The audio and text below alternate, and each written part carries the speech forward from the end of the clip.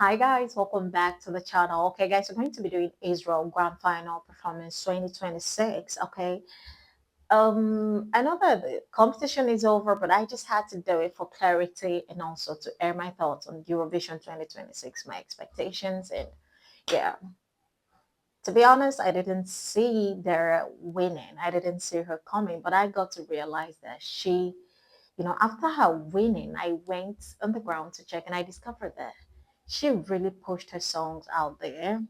And to think that that song was already a hit, it was a banger song, like a club hit.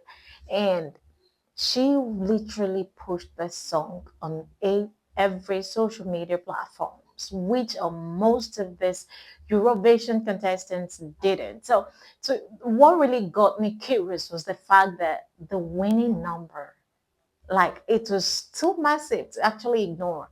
So I was like, how did she do it? Like, so that curiosity got me like checking, searching around, and I discovered that she was pushing her song everywhere. She did a whole lot of work backstage. It didn't just end right there on that stage. So there's one thing that I felt like, okay, most of these artists should actually, learn into or lean into more of it, because sometimes talent is not just enough, because you can have the talent, but when you don't say it, people don't discover you until you put it out there, you push it out there, you put in a whole lot of work to put your talent out there for the world to see. All right. And she did that. I know there were people on this contest that were way better than her. But she did the work. If you look at it, I guess it's the work that paid off, not really the talent. Because personally, it wasn't the kind of performance I would vote for any time of the day. All right. And then to even think that Eurovision on the normal ground, like how far I've studied it, they hardly pushed like banger songs like this. I mean, look at the number of banger songs that came to Eurovision 2026 and they ended up picking up this one. It's not them. The energy she put behind that stage was unmatched. All right. So she did the work backstage while most of the contestants went and relaxed. She was busy pushing her work out there and she got the breakthrough she did. The work finally eventually paid off. All right. Her song was a hit for even the Gen Zs, for the young artists, and everyone else out there. It was a hit that you listen to, you want to dance to. And yeah, it's easy for anyone to just click in and subscribe or vote for her. But most of this artists didn't. All right. She did the work. So in as much as I had high hopes for Israel, yeah, I think it was my top three: Israel, Australia, and France. These were my top three. I really had high hopes for them. But turned out I didn't see Bulgaria coming near. Honestly, I didn't. So we're going to do the grand final. It's just to air my own thoughts and for clarifications. All right. I knew that in the case of Israel and Australia, they were my top two. Okay. I knew that Israel had the fan base, but I didn't know much about Israel, about Australia. Okay, I just knew that she had the grand talent that it takes. Like she had what it takes to wear that crown to be the winner of Eurovision. But I felt like she didn't have the fan base just like Israel does. Because when you talk about the fan base, Israel got that. So I felt like she didn't have that fan base that Israel did. So I felt like, okay, even if Australia are not going to win first position, maybe they will just be somewhere behind first, second position, second, third position. All right.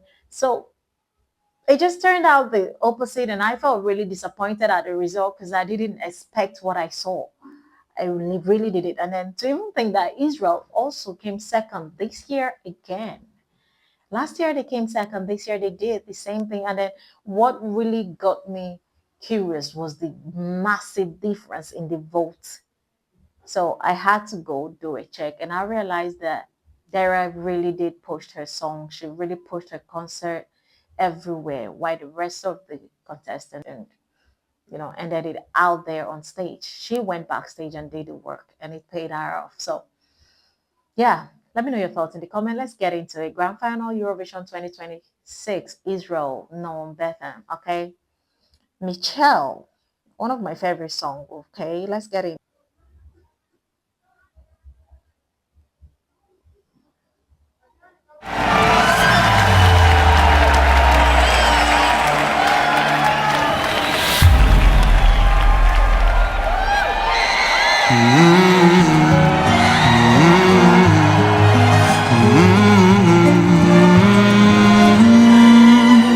מישל, זו אהבה רעילה, אני באפלה.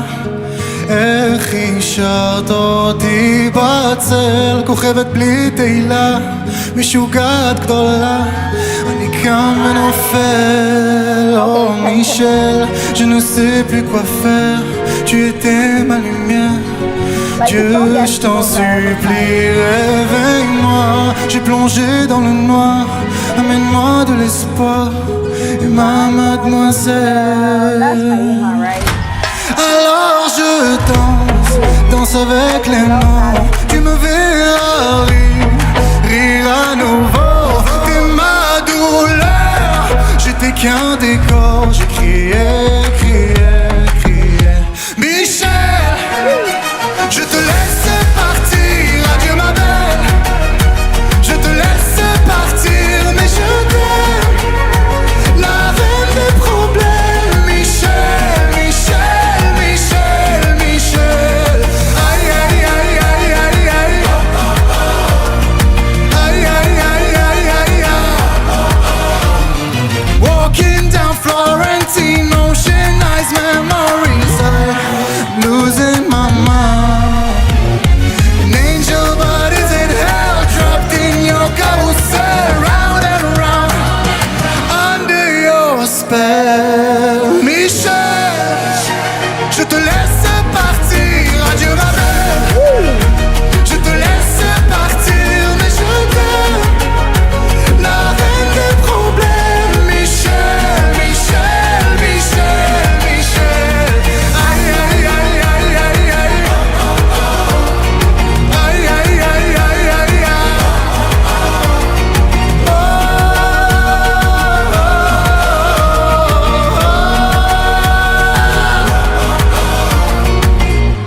ואולי בסוף יהיה לנו טוב. מתפלל עלייך שתזכי לאהוב. בין דמעה לדמעה יש מי שישמע, יש מי שישמע.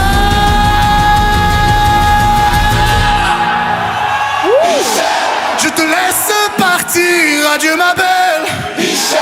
Je te laisse partir, mais je t'aime. La reine des problèmes. Oh, je t'aime.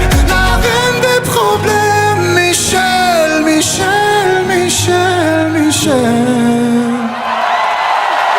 Thank you. תודה רבה. I love you all. עם ישראל חי. Really great. Okay, I knew that Israel had the fan base, they had the talent, they had the figure, okay, the grand appearance. Because Noam is really good. He's a great talent. So I felt like the competition against Israel and Australia, if Australia gonna win, I just didn't know how strong their fan base was. But I knew that Israel had the fan base and they got the talent. And Noam did really great on this performance. His vocals is really amazing. I love his breath control. The level of his vocals is just really incredible. So I really felt disappointed. I'm not lying. I really felt disappointed. But none of my expectations came to pass, and Israel still came second position this year again. You know, when the countdown was coming, I felt like, okay, Israel is gonna be unmatched. Only to see Bulgaria rise from behind and take over the throne like it was a joke. Now that is unbelievable, guys. At some point, I felt like, I don't think I'm gonna keep up with this Eurovision energy again, because it just doesn't really feel like it at all. I was really heartbroken this year. I didn't have. I always try to avoid getting so my hopes so high when it comes to competitions and winners and picking my best choices out of it because I felt like I would be disappointed at the end of the day. So I always keep competitions at the far end. I love everybody for who they are, but this year got really too personal. It got really too personal with contestants this year. I really fell for a few of them that I really hoped so much for. But well, let me know your thoughts on this. Write down the comments. Who were your best picks in Eurovision 2026? They really expected Israel to have won that competition. I mean, no way. Guys, let me know your thoughts in the comments and I'll see you in the next one. Bye. Junior want to not be on my